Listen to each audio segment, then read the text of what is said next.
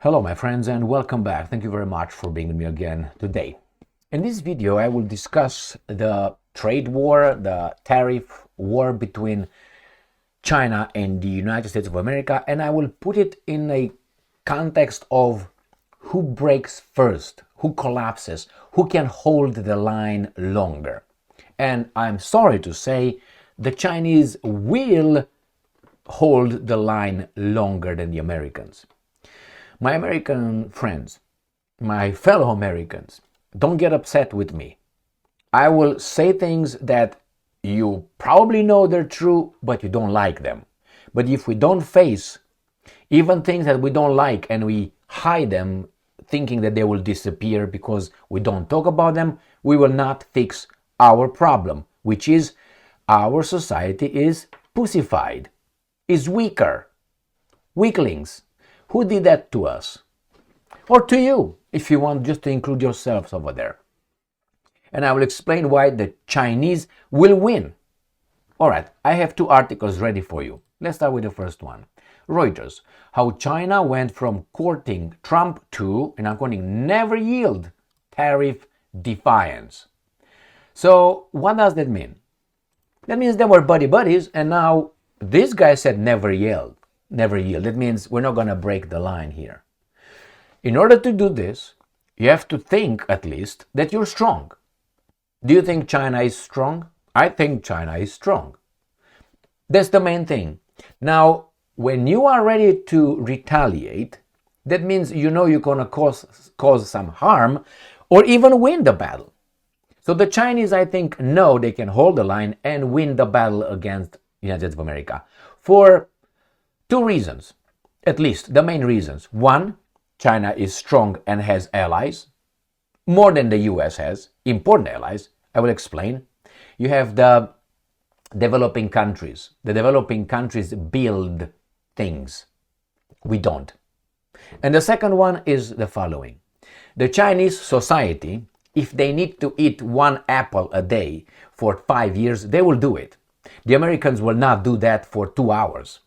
Therefore, these guys are going to go to Washington to get those guys out of the office in no time. You don't believe me? All right, I will explain.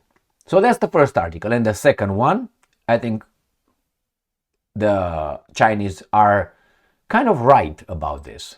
Sounds like this from Business Insider. China just poured more fuel on the trade war fire and called the US a joke. And I don't know why we have the baboon here. He's gone. On Friday, China hit the US tariffs with 25% tariffs on imports.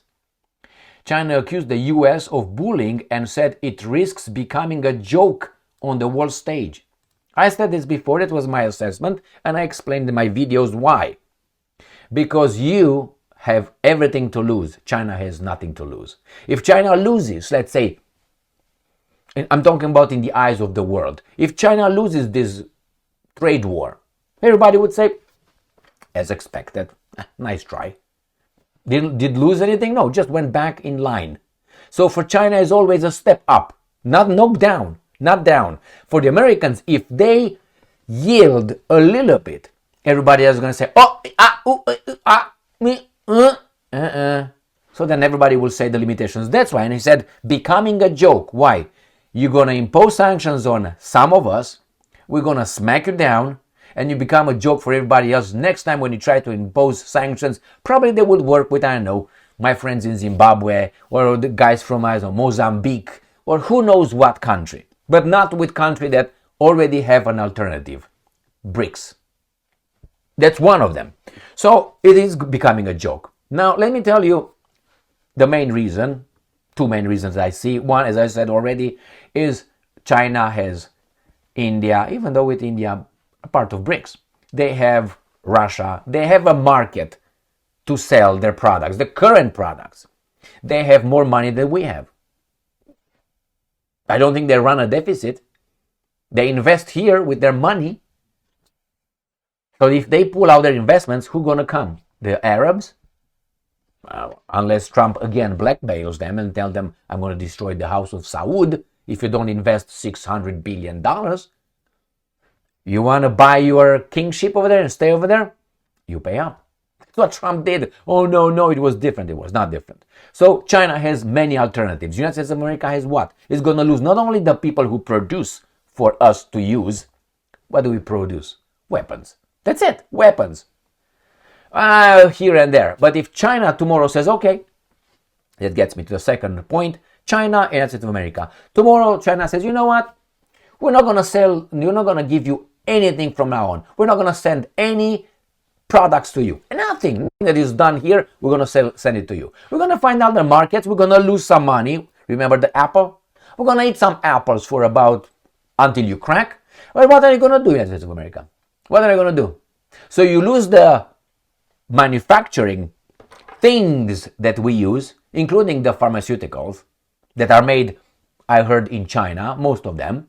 So all of a sudden, today, you don't have it. Remember when it was COVID? And they said I had a problem with, how do you call it? I can't remember the chain. How do you call it? God damn it. Anyway, bringing stuff in. Let's put it to this. How? Why? Because those guys were producing. We don't produce shit. We didn't produce even toilet paper. So if tomorrow China says no more anything for you, and America says no more anything from us, no more investments, no more technology, who's going to die? These guys, I remember this analogy someone said, you know why the Americans lost the war in Vietnam? I said, why?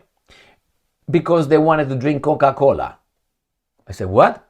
Yeah, because those guys had their little things over there, and once they didn't have Coca-Cola, I'm talking about once they have restrictions, they're going to all riot. It's not the 1978, 70-something, the gas crisis in America, oil crisis with the Arabs. It's not that anymore. It's not the same stock of people that will be organized, and we're going to say, okay, we want to eat a little bit, we're not going to drive this. These guys want things yesterday, not now. Yesterday they want it done. The new population. These guys are going to go outside and die on the pavement with all these fat fucks with blue hair and so on. What do you think they're going to do? There's a society. That's the main society here.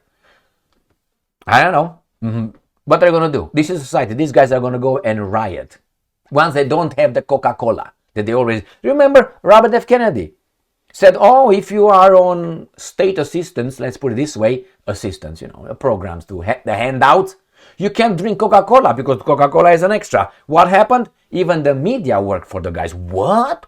No, I don't think we should pay you. We should take other people's money, the productive members of society money, by taxing them and give it to you so you can smoke, so you can drink Coca-Cola. No. You will receive money to survive, not to enjoy life. No. Extra.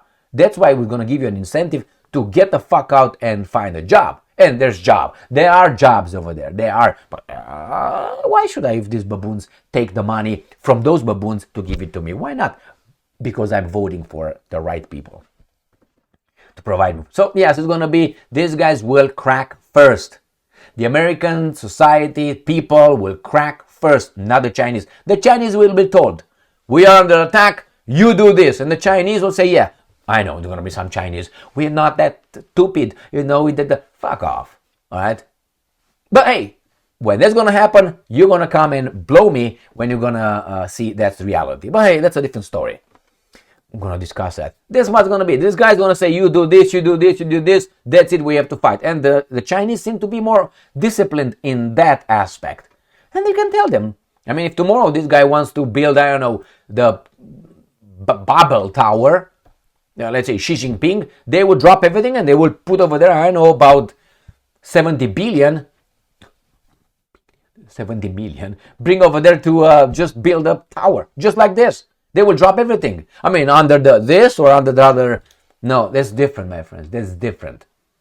Different culture. It's a, here you have an individualistic culture. Over there you have a collective culture. It's different mentality. So yes, it's going to become, Trump is going to become the laughing stock of the world. Because he's going to prove, yeah, I tried to blackmail, I tried to bluff, I tried to threaten everybody, and it worked with a few countries. Weak countries. That's it. And the vassal states that are by definition weak. Thank Thank you very much for being with me again today. Stay strong, stay smart, look for the truth, and be just.